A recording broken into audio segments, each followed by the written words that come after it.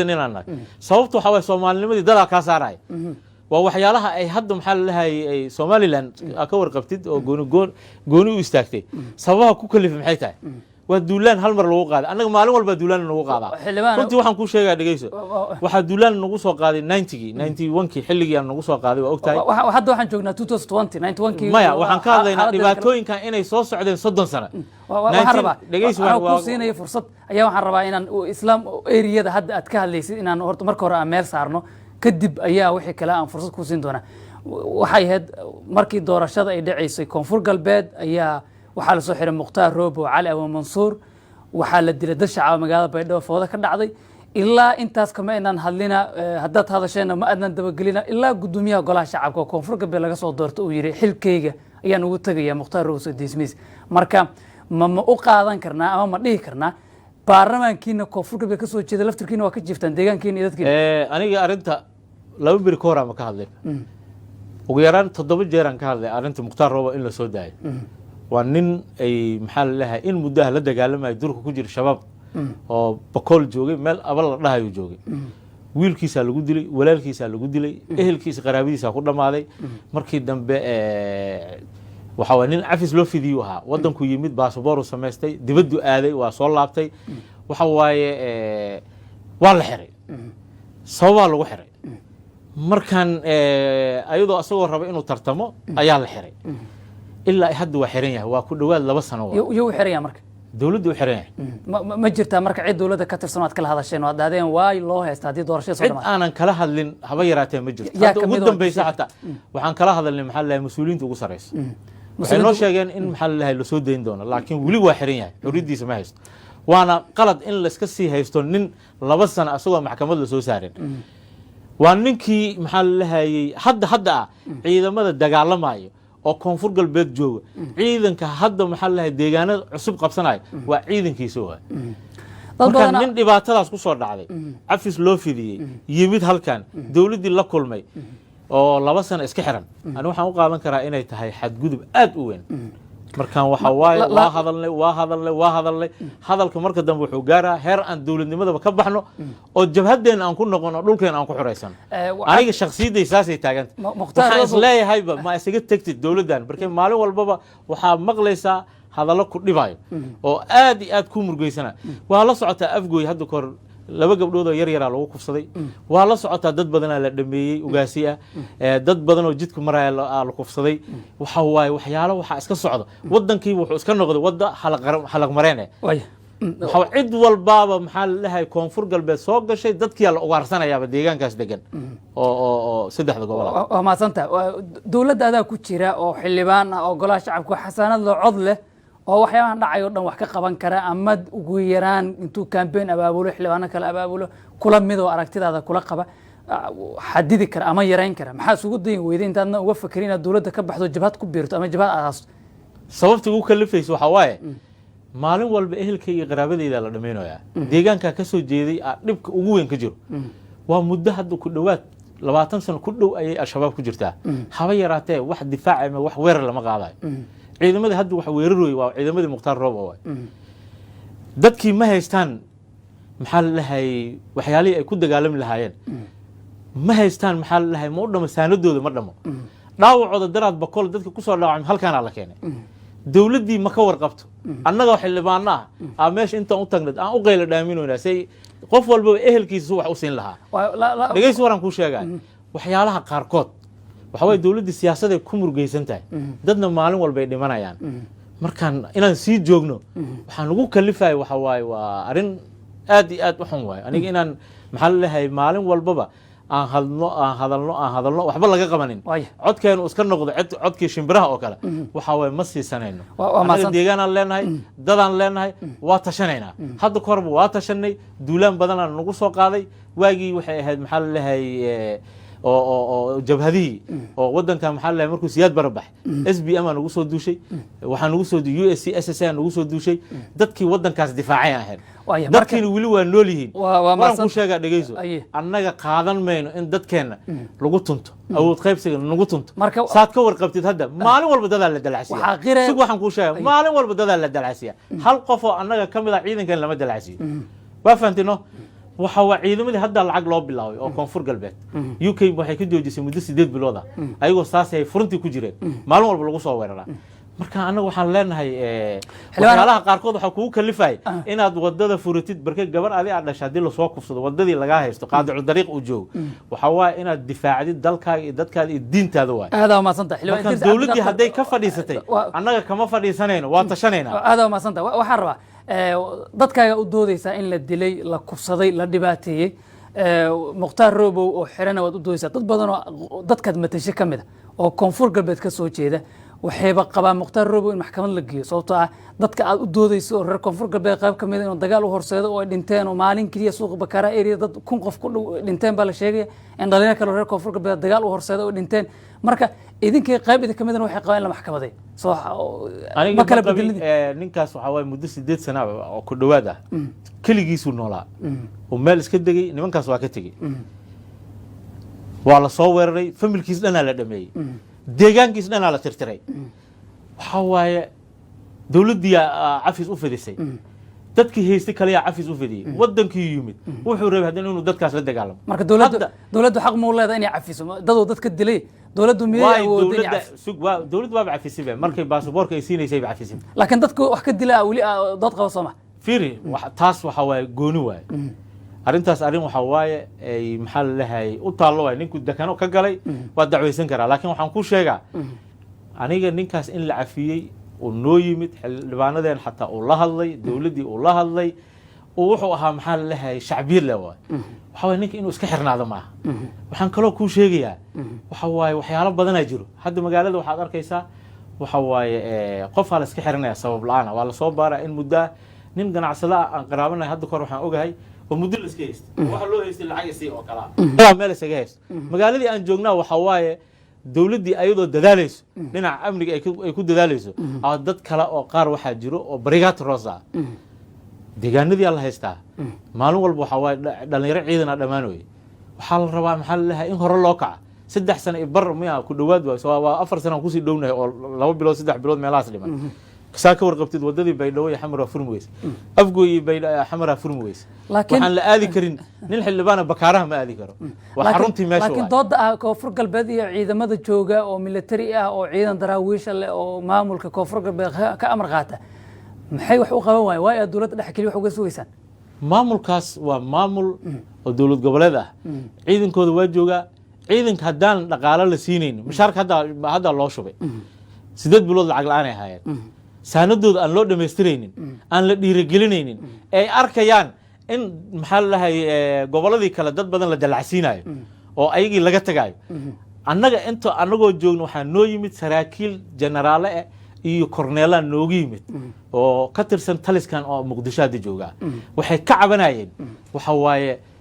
ugu yaraan 65 taliya hal qabiil iska leh qabiil kale 35 qabiil oo taliyo leh ayaga hal taliyay ku leeyihiin meesha dhan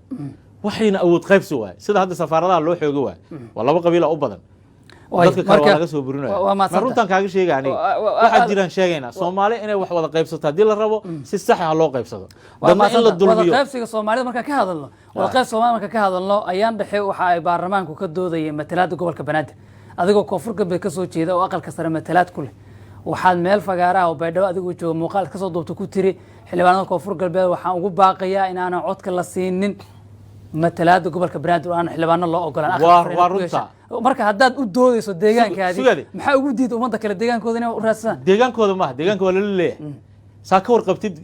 duqi magaalada muqdisho ugu horeeyay waa Cumar Sheego waa la dhihi jiray oo wadankana waxaan ka sheekeynaynaa aniga 1800 wax saas oo kala ma fahantay magaaladan kala bar ugu yaraan 6 degmaan ka deganahay 17 degmo waay hal tali saldhigan naga siin waay hal dhageyso waagaas ma aanan jirin Soomaali xildhibaan waagaas ma jirin nidaam federaal hal gudoomiye degmaan naga siin waay awood waxa waa shaqaalaheeni oo ka shaqeynay meel walba waa laga soo burinayaa magaaladan dadka ugu badan hadii hal cod iyo hal qof la dhigo waxaan aaminsanahay aniga dadka hadda taageersanahay hal cod iyo hal qof waxa dhuuso mareeb lagu soo heshiyaa taa raali ka miyaani waxa la soo dhoobay oo la soo saxeeyay anaga waxaan sugeynaa madaxweynaha inuu noo yimaado oo horteen uu maxal lahaay wuxuu ballan qaaday madaxweynaha uu saxeexay hal cod iyo hal qof ah xukuumadda soo saxeexday baarlamaanka saxeexay asaga saxeexay in laga leexdo waa ka soo horjeeday waxa waaye doorasho dadban haddii aragtid waa musuq maasuq waa corruption waa wax aan raalli aan ka nahay marka banaadir aan ku dhamaystiraa banaadir annaga waxa waaye awooddii annaga aan ku lahayn oo awood qaybsigii ahaa waana nagu xadgudbay xataa taliyaha iska dhaaf adag gudoomiye xaafadeed kuma leeyin waa maasanta marka waxaan ka rabaa haddaaba leedahay banaadir haddaad leedahay koonfur galbeed saraakiisha ciidamada ee ugu badan ee xilalka haya ama wax hogaamiya deegaanka uma dhalan misena aad leedahay banaadir matalaad la siin maayo dadku soo uma qaadan karaan inaad koonfur galbeed oo kaliya wax u rabtido Soomaalida kale aan wax u rabin aniga waxaan ka hadlaa hogaanka guud ee ciidankan ka hadlaa waa Soomaali dhan waa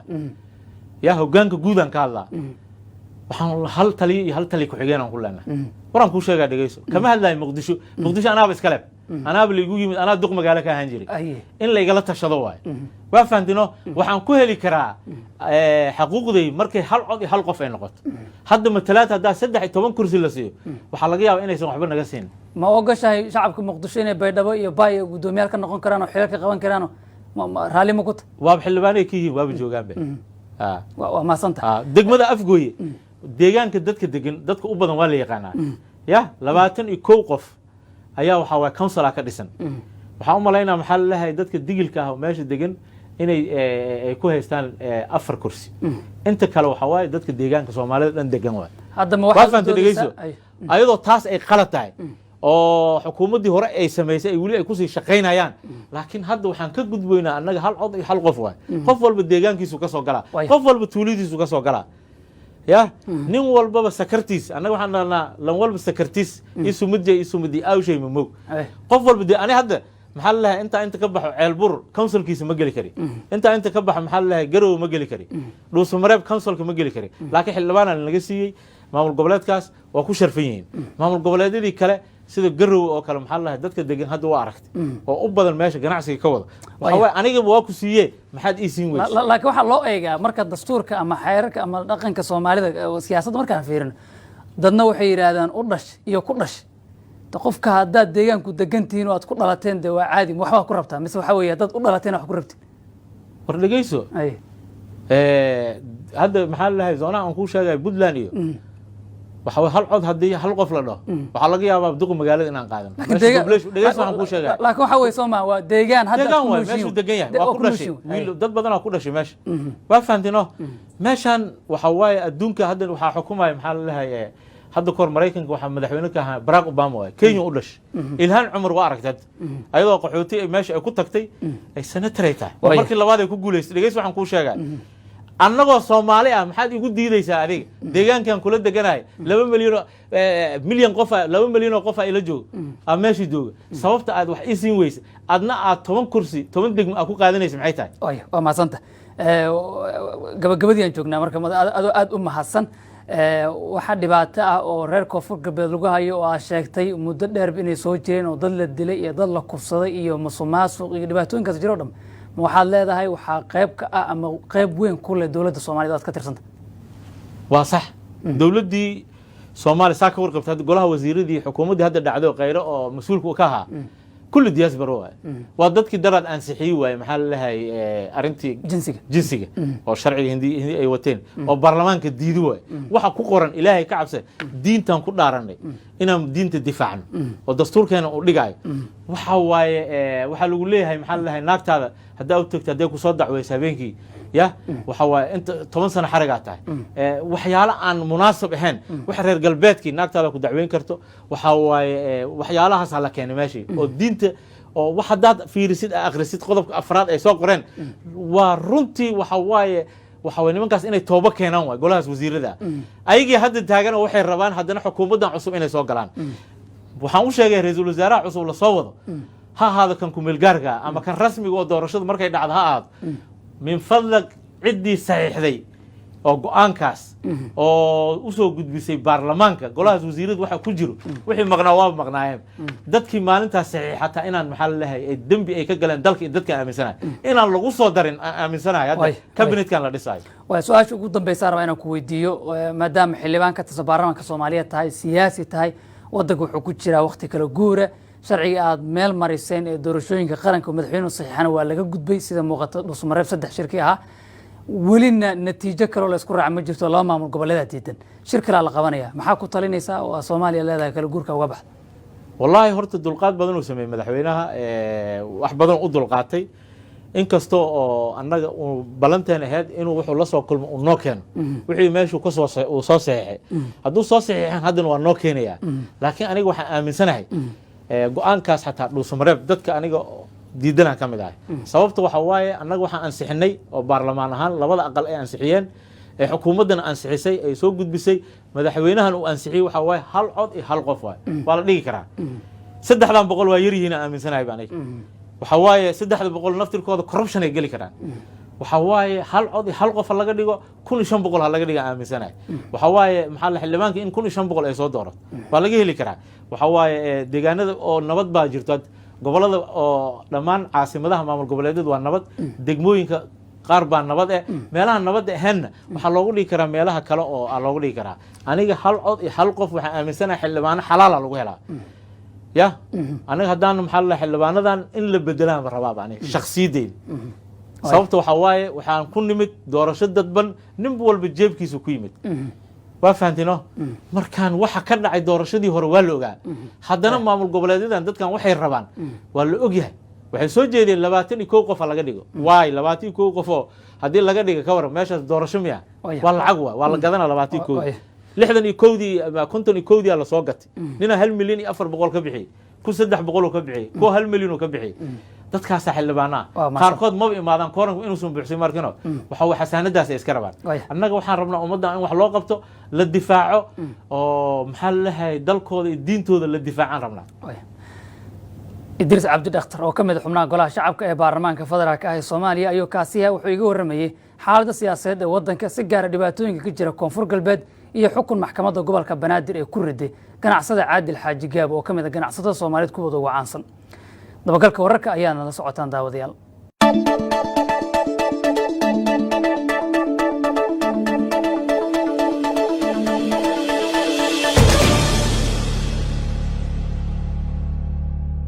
xeralaha guud ee qaranka Saleebaan Maxamed Maxamuud ayaa wuxuu ugu digay mas'uuliyiinta dawladda federaalka ah ee Soomaaliya gaar ahaan wasiirada wasiir ku-xigeenada iyo wasiir dawliyaasha iyo sidoo kale mas'uuliyiinta kale ee dawladda ka tirsan gudoomiyaasha degmooyinka iyo shaqaalaha hay'adaha gaarka looliya ka shaqeeya inay sameeyaan musuqmaasuq iyo wax isdabamarin waxa uu sheegay in baaritaano ay ku wadaan mas'uuliyiin ay qayb ka yihiin gudoomiyaal degmo iyo kuwa kale oo dawladda ka tirsanba xafiiska xeralaha guud ee qaranku waxa uu uga digayaa agaasinka maamulka maaliyadda iyo xisaabiyaasha hay'adaha dawladda ku danaysi xafiis dawladeed raadin faa'iidooyin khaldan iyo in la garab maro xeerarka iyo habraacyada maaliyadeed ee dawladda Soomaaliya waana in mas'uul kasta oo